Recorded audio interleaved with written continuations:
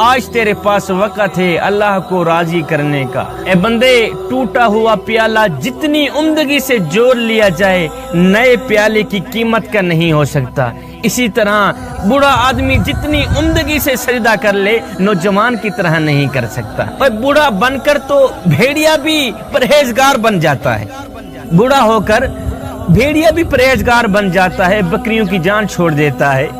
اے جوانی میں توبہ کرنا تو نبیوں کا شیوا ہے۔ بادشاہ علاقے فتح کرتا کرتا ایک بستی کے قریب جا پہنچا، وہاں ایک قبرستان تھا۔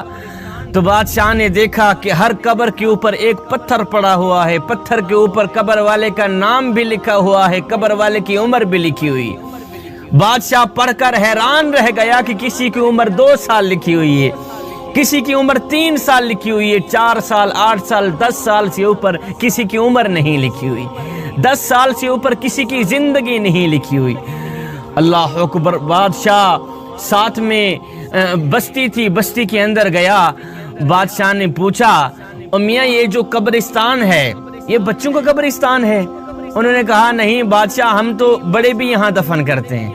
اس نے کہا پھر یہ کیا، کسی کی عمر 1 سال لکھی ہوئی ہے، کسی کی عمر 2 سال 4 سال 8 سال 10 سال سے اوپر کسی کی عمر نہیں لکھی ہوئی، 10 سال سے اوپر کسی کی زندگی نہیں لکھی ہوئی۔ میں تو کہتا ہوں یہ بچوں کا قبرستان ہے، تم کہتے ہو ہم بڑے بھی یہاں دفن کرتے ہیں۔ انہوں نے کہا بادشاہ ہمارے بڑوں نے ہمیں ایک سبق دیا تھا، ہم نے وہ سبق یاد رکھا ہوا ہے، بھولے نہیں۔ بادشاہ نے کہا وہ کون سا سبق ہے؟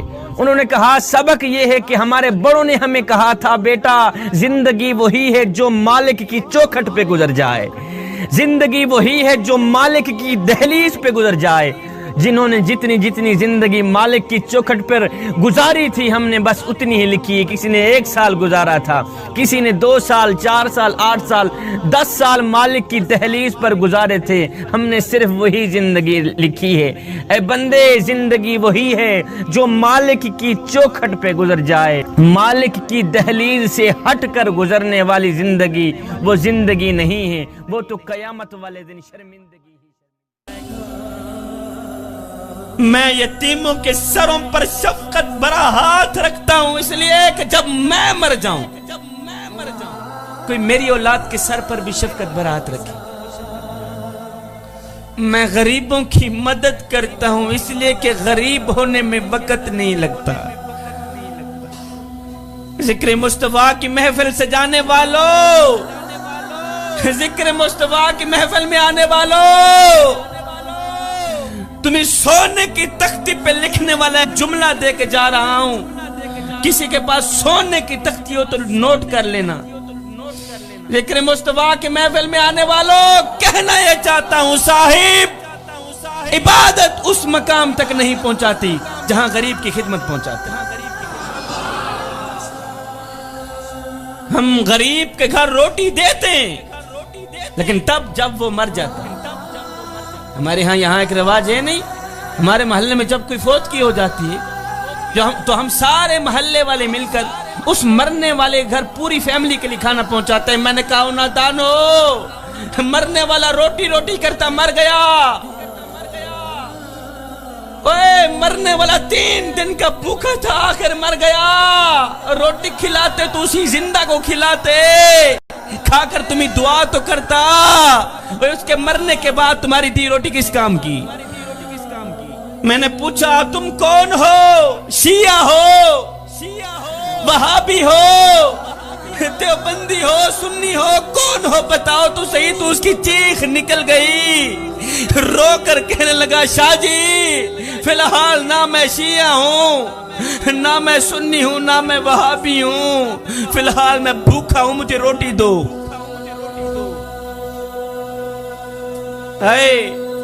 روٹی امیر شہر کے کتوں نے چھین لی، فاقہ غریب شہر کے بچوں میں بٹ گیا، چہرہ بتا رہا تھا کہ اسے مارا ہے بھوک نے، حاکم نے یہ لکھا کہ یہ کچھ کھا کے مر گیا۔ جوانو اہم دن وہ نہیں تھا جس دن آپ اس دنیا میں آئے تھے، اہم دن وہ ہوگا جب تم لوگ یہ جان لوگے کہ تمہارے آنے کا مقصد کیا ہے۔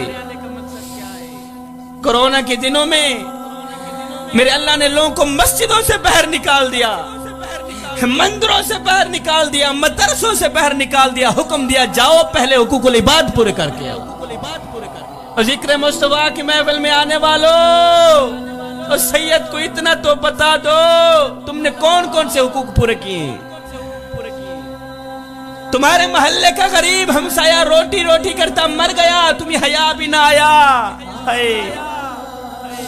وہ غریب ہمسایہ جو چٹی داڑھی لے کر بری کمر پہ بری لاد لاد کے دن رات محنت مزدوری کرتا رہا، دن رات محنت مزدوری کر کے اس نے اپنی غریب بیٹی کو تعلیم دی، اچھا مستقبل بنایا، بیٹی کے اچھے نصیب کے لیے وہ دن رات بڑا باپ محنت مزدوری کرتا رہا، لیکن تم ظالموں نے اس کی غریب بیٹی کو قبول ہی نہ کیا۔ ان کا قصور صرف یہی تھا کہ ان کے پاس تو جہیز ہی نہیں تھا۔ اور نادانو تم نے مرنا نہیں ہے، اوے مرنے کے بعد میرے آقا کو کیا منہ دکھاؤ گے؟ جب ماں کے شکم سے ماں کی گود میں آئے تھے، پیدا ہوئے تھے، ایک خوبصورت شکل لے کے آئے تھے، ایک قبر میں کالی شکل لے کر جاتے ہوئے تمہیں شرم نہیں آئے گی؟ میں کو میڈا ڈک، میں کو تیڈا ڈک،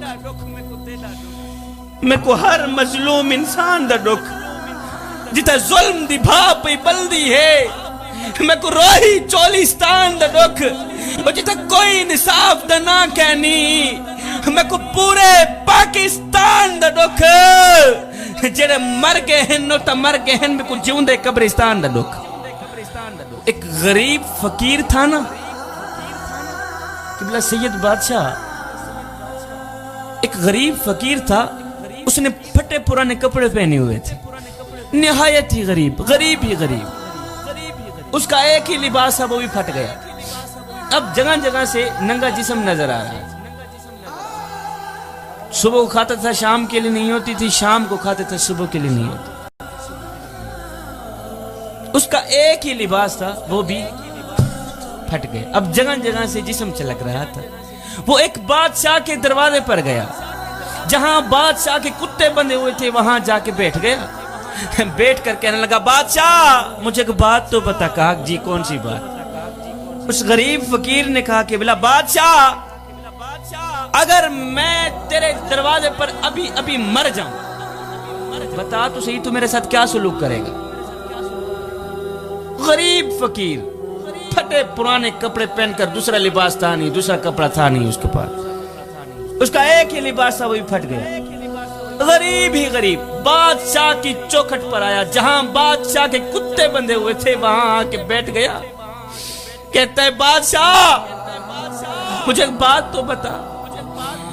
کہا مثال کے طور پر اگر میں تیرے دروازے پر ابھی ابھی مر بھی جاؤں، بتا تو صحیح تو میرے ساتھ کیا سلوک کرے گا؟ بادشاہ نے کہا اگر تو میرے دروازے پر ابھی ابھی مر گیا تو میں یہی کچھ کروں گا، تجھے کفن دے کر دفن کر دوں، تجھے کفن دے کر میں یہی کچھ کروں گا میاں، تجھے کفن دے کر دفن کر دوں گا، تجھے کفن دے کر دفن کر دوں گا۔ یہ سن کر اس غریب فقیر کی چیخ نکل گئی، غریب فقیر رو کر کہنے لگا بادشاہ میرے مرنے کے بعد جو میری مردہ لاش ڈھانپنے کے لیے مجھے کفن دو گے نا، وہ آج ہی دے دو تاکہ میں اپنی زندہ لاش تو ڈھانپ سکوں۔ بادشاہ میرے مرنے کے بعد تمہارا یہ کفن کس کام کا؟ مجھے دینا ہے تو آج دو، آج مجھے کپڑوں کی اشد ضرورت ہے، خدا کے لیے آج میرے ننگا جسم ڈھانپ لو، مرنے کے بعد چاہے کفن نہ بھی دینا۔ زندہ لوگوں کی قدر کریں صاحب، ان لاوارث بچوں کی مدد کریں جن کا دنیا میں تمہارے سوا مدد کرنے والا اور کوئی نہیں۔ کرونا کے دنوں میں میرے اللہ نے لوگوں کو مسجدوں سے باہر نکال، اس حسن کو تلاش کیوں نہیں کرتے جو حسینوں کا بھی حسین ہے، جو حسینوں کا بادشاہ ہے؟ جوانوں رب کو پانے کی کوشش کرو، جب رب تمہارا ہو گیا تو پھر سب تمہارا ہو گیا۔ ایک نوجوان تھا، وہ چیتے کے اوپر سوار تھا اور اس نے سانپ کو ہاتھ میں پکڑا ہوا تھا، لاٹھی کے جگہ استعمال کر رہا تھا۔ تو آگے حضرت شیخ سعدی علیہ الرحمن نے دیکھا، دیکھ کر حیران رہ گئے۔ حیرانی کے عالم میں آپ نے پوچھا، او نوجوان، چیتا بھی انسان کا دشمن اور سانپ بھی انسان کا دشمن ہے، اور یہ تیرے ساتھ لاڈ کرتے چلے جا رہے ہیں، انہوں نے تیرے ساتھ دوستی لگائی ہوئی ہے، یہ کیسے؟ اس نوجوان نے آگے جو جواب دیا وہ سونے کی تختی پہ لکھنے والا جواب ہے۔ اس نوجوان نے کہا، حضرت جب سے میں نے اللہ سے دوستی لگائی ہے نا، انہوں نے میرے ساتھ دوستی لگا لی۔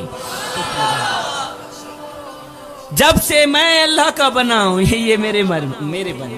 جوانو، رب کو پانے کی کوشش کرو، جب رب تمہارا ہو گیا تو پھر سب تمہارا ہو گیا۔ ذکر مصطفیٰ کی محفل میں آنے والوں، خدا کے لیے اپنی قیمتی جوانی برباد نہ کرو۔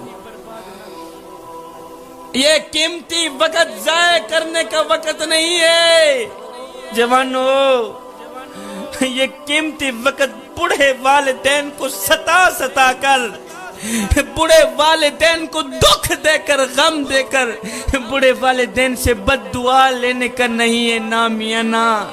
یہ قیمتی وقت بوڑھے والدین کی خدمت کر کے، ان کو راضی کر کے، اللہ اور اس کے رسول کو راضی کرنے کا وقت ہے۔ جوانو، یہی وہ وقت ہے پکی توبہ کر کے اللہ کے محبوب بندے بننے کا۔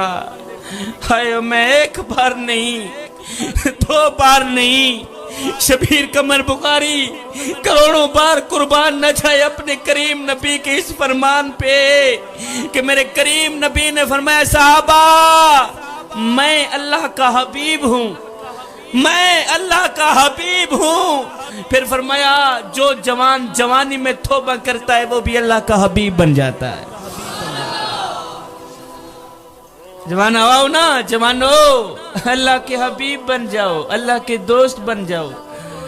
جب تم اپنی ساری زندگی مالک کے نام کر دو گے تو پھر وہ ساری کائنات تمہارے نام کر دے گا۔ میرے حضور علیہ السلام نے فرمایا، راتوں کی تاریکیوں میں اٹھ اٹھ کے قرآن پڑھا کرو، اور ہاں، قرآن پڑھتے وقت رویا کرو، اگر رونا نہ بھی آئے تو رونے کی کوشش کر لیا کرو۔ حضرت داتا علی حجویری سے پوچھا گیا، حضرت اگر رونے کی کوشش کریں پھر بھی رونا نہ آئے تو کیا کریں؟ آپ نے فرمایا، پھر اپنے مقدر پہ رویا کرو۔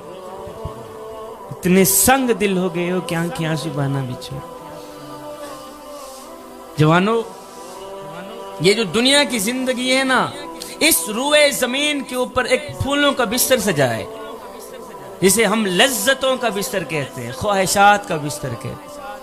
خدا کے لیے اس پھولوں کے بستر کے اوپر کبھی نہ سونا، خدا کے لیے اس لذتوں کے بستر کے اوپر، خواہشات کے بستر کے اوپر، اس پھولوں کے بستر کے اوپر کبھی نہ سونا۔ کہیں ایسا نہ ہو اس کے اوپر سو کر اگر تمہاری آنکھ لگ گئی تو یاد رکھنا، نہ دنیا کے رہو گے نہ ہی آخرت کے رہو گے۔ جوان، قبلہ ایک بادشاہ تھا، وہ پھولوں کے بستر کے اوپر سویا کرتا تھا۔ اس کی عادت تھی، وہ روزانہ اس کے لیے پھولوں کا خوبصورت بستر سجایا جاتا تھا، اور یہ بادشاہ پھولوں کے بستر کے اوپر سویا کرتا تھا۔ کمرے کے اندر کئی من پھول لگائے جاتے تھے اور ایک خوبصورت بستر سجایا جاتا تھا، اور یہ بادشاہ روزانہ پھولوں کے بستر کے اوپر سویا کرتا تھا۔ ایک دن ایک لونڈی جھاڑو دینے والی قبلہ وہ کمرے کے اندر گئی جھاڑو دینے کے لیے، اس نے دیکھا بادشاہ کا خوبصورت بستر سجا ہے اور بادشاہ نہیں ہے۔ اس نے سوچا کیوں نہیں ایک پل کے لیے میں بھی پھولوں کے بستر کے اوپر سونے کا مزہ چکھ لوں، کہ پھولوں کے بستر کے اوپر سونے کا مزہ ہی کیا ہے، پھولوں کے بستر کے اوپر سونے کا لطف ہی کیا ہے۔ قبلہ اس لونڈی نے کیا کیا، جھاڑو نیچے رکھا، چڑھ گئی پھولوں کے بستر کے اوپر، چڑھ کر لیٹی، جیسے سر رکھا نیند آ گئی، ادھر سے نیند آئی ادھر سے بادشاہ بھی آ گئی۔ بادشاہ نے دیکھا ہے 2 ٹکے کی نکرانی پھولوں کے بستر کے اوپر چڑھ کے سو گئی، بادشاہ کے پھولوں کے بستر کے اوپر چڑھ کے سو گئی 2 ٹکے کی جھاڑو دینے والی، اس کی جرت کیسی ہوئی؟ بادشاہ نے کیا کیا، چھڑی اٹھائی मारने लग गया। ऊपर से बादशाह मार रहा है, नीचे उसकी आंख खुली, देखा है बादशाह के फूलों के बिस्तर के ऊपर सोई हुई हूं और बादशाह मुझे मार रहा है। किबला वो लोंडी क्या करती है, रोती भी है हंसती भी, रोती भी है हंसती भी। बादशाह ने जब उसको देखा, बादशाह ऊपर मार रहा था, नीचे वो रोती भी हंसती भी। बादशाह ने छड़ी नीचे रखी, कहा पहले तो ये बता कि तू रोई क्यों है, ऐसी क्यों है?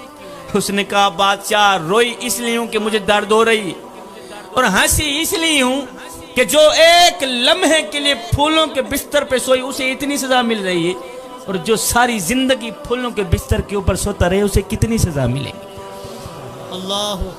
दुनिया की रुए जमीन के ऊपर फूलों का एक बिस्तर सजा, लज्जतों का ख्वाहिशात का बिस्तर सजा। खुदा के लिए इस बिस्तर के ऊपर कभी ना सोना जवानों। एक पल के लिए भी अगर तुम्हारी आंख लग गई तो याद रखना, ना दुनिया की रहोगे ना ही आखिरत।